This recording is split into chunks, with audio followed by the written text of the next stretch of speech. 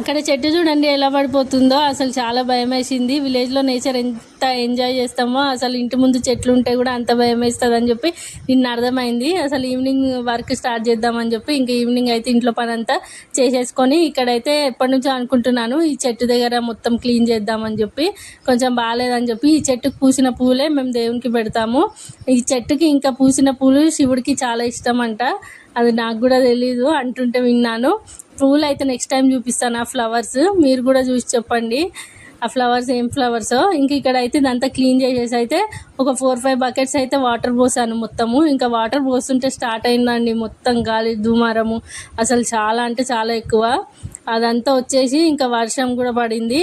వర్షం పడంగానే ఇంకా చెట్లు విరగడం అయితే స్టార్ట్ అయిపోయింది. అక్కడ నా బ్యాక్ సైడ్ ఉన్న చెట్టు కూడా మొత్తం విరిగిపోయింది, చాలా లావు ఉండేది. ఇంకా ఈ బర్రె కూడా మాది అక్కడ ఉందని చెప్పి అత్తమ్మ అయితే తీసుకొని వస్తుంది. అసలు చాలా ఎక్కువ వచ్చేసింది గాలి దుమారం, వర్షం కూడా పడ్డది. ఇక్కడ ఉన్న చెట్టే మాది, ఈ చెట్టే మొత్తం అయితే కింద